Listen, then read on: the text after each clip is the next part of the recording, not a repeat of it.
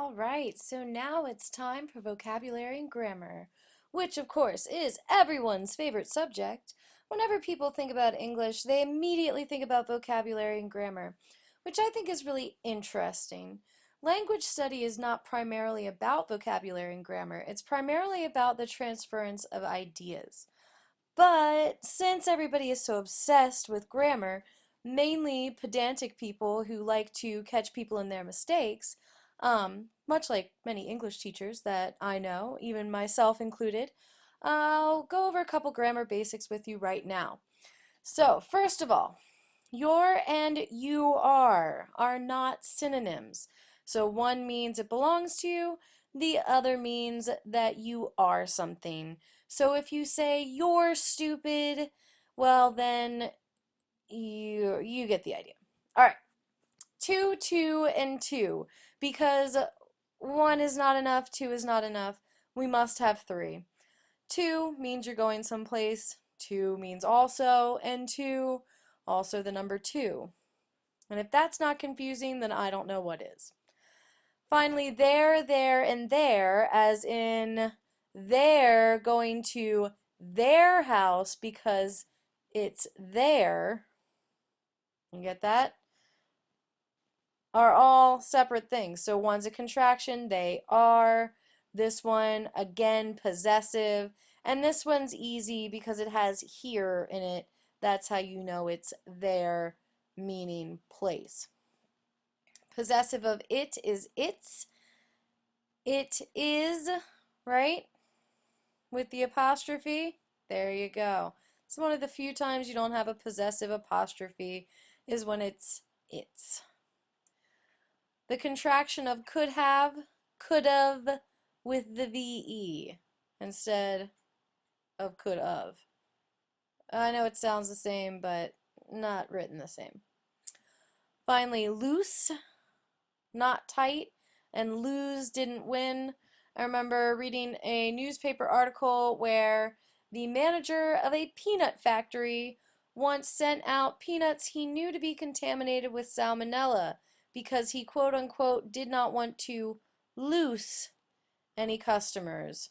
I'm not saying that this says a lot about his intelligence, but I mean, he did send out peanuts with salmonella. So, anyway.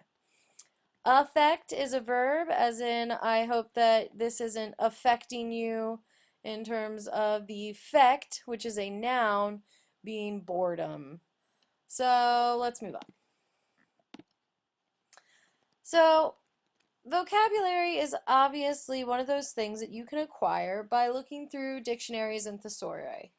Now, not everybody is a huge giant nerd, but when I was a kid, I was a huge giant nerd, and I would read the dictionary sometimes just to learn new words that nobody else understood, which, by the way, is a lesson in futility.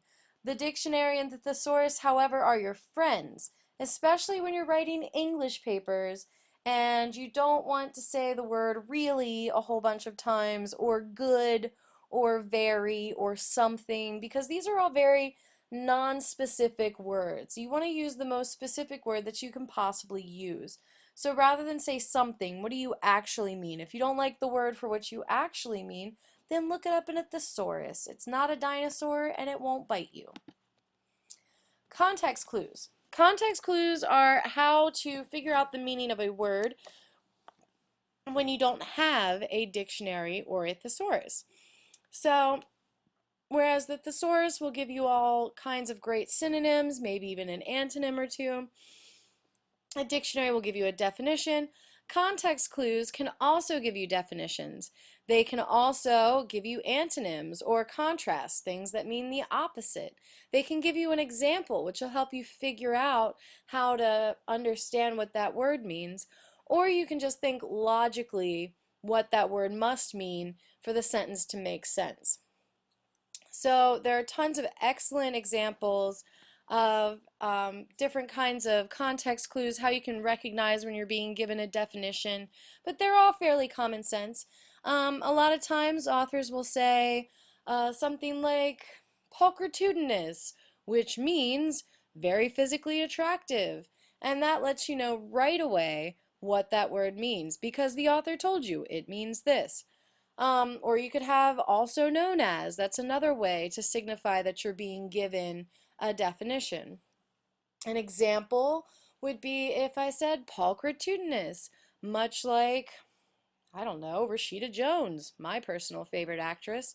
So that would be an example of somebody that I think is physically attractive. Or maybe Prince, or the artist formerly known as Prince.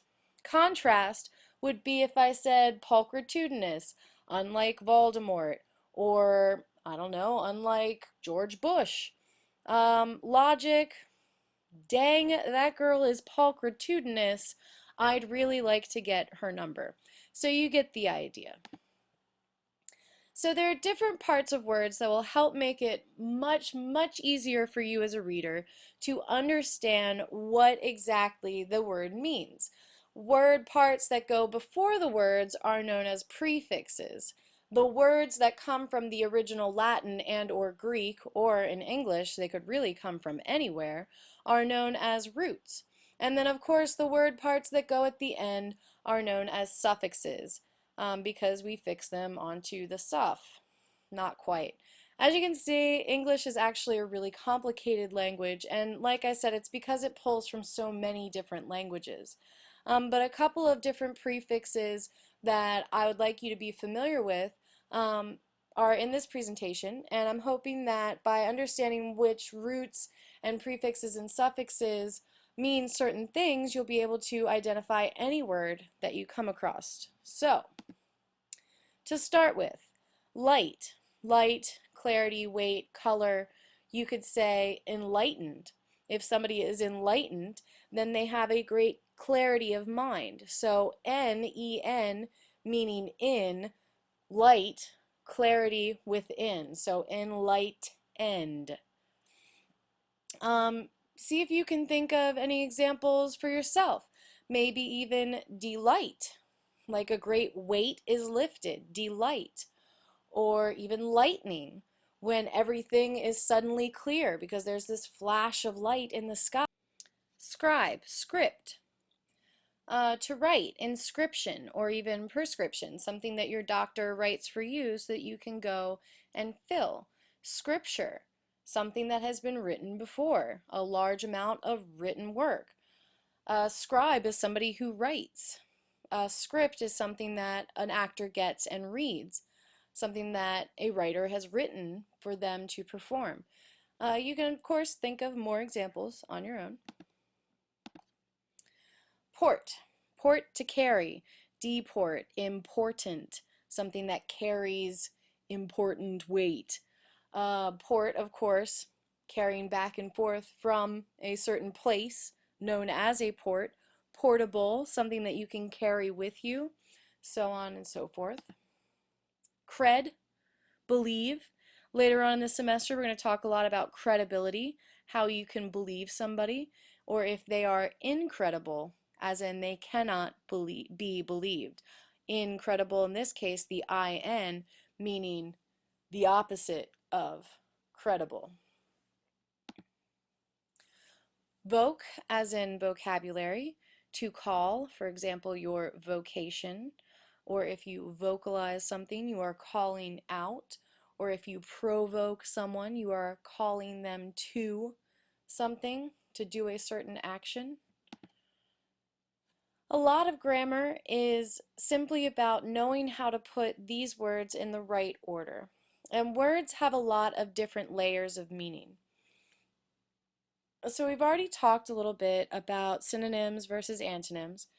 Synonyms being words that are the same, mean the same thing, and antonyms, words that mean the opposite.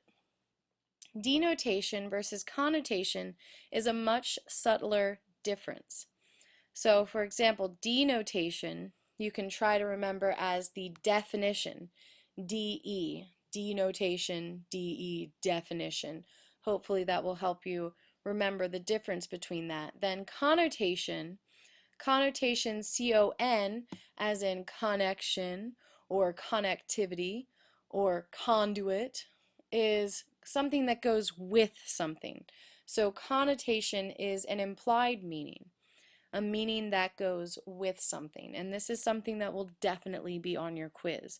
So pay attention because we're going to be talking about connotation a lot. Slang, colloquial, and idiomatic language is some of the most fun language in the English language. For instance, slang, ain't nobody got time for that. Colloquial, like pronunciations such as warder or warsh, which my grandmother says, and also many people in the town that I live in. Idiomatic language, things that we say like, man, you're really going to town on that cheesesteak. You're not really going anywhere. Or, hey, you've got a chip on your shoulder. Do they really have a chip on their shoulder? Probably not, but you know what they mean. That's idiomatic language. We try to avoid slang and colloquialisms and idiomatic language in academic writing because it can't be directly translated to other languages, and we want information to be universal. It's about being objective. It's not just true for one people, it's true for all people. All truth should be universal, and therefore it should be presented objectively and without the kinds of colorings that slang and colloquialism put on certain language. Unless it's a novel. Novels break all rules. So what it comes down to is specific language. And we're going to talk a lot about specific language in this course because part of this course is making you think critically about the kinds of language that you use and to what end. How do you communicate with language? Think about how you subjectively, you as a subject, you as a person with your own perspective on the world, your own experiences and background, how do you express yourself through language? Is there any language that you share among friends or family? Do you find yourself using the same kind of speech patterns or words? Pay close attention to it because this is true not only of your community of friends or your family, but it's also true of academic discourse. So basically what academic discourse is the kind of language that people speak in education, the kind of language that people who are educated, specifically people in higher education, use with one another. Later, when you go into your occupation, you'll find that there's a specific language for your occupation, for your group of professionals. Nursing, you're going to have to take a whole class called medical terminology that delves into the specific language that you need to know in order to treat patients and write good patient journals and leave good notes on medical records. Again, engineers, you're going to have to learn the specific language of computer numerated machines. You're going to have to understand how to troubleshoot and how to communicate that troubleshooting. Culinary, you're going to have to learn what it is to 86 something. You're going to have to learn the entire language specific to that profession, and a lot of it is in French. Computers, networking, you're going to have to learn the language of computers, and I mean that both literally and figuratively. You're going to have to learn Java, you're going to have to learn programming languages in the same way that you're going to have to learn how to talk to other computer networkers, to other software engineers. And I could do this for every discipline. There is no community that does not have its own specific language. So what I want you to do now that you've seen this presentation is I want you to think very carefully about the kinds of vocabulary that you use and what that says about you as a person within your community, both your community of friends, family, or at school. And think about where you would like to be, what kinds of languages you're going to have to use later on in your profession. So technically homework, but not necessarily homework that I will collect. I want you to listen. Listen to yourself and listen to others and think about the connotations of what they're saying in comparison to the denotations of the words that they're using.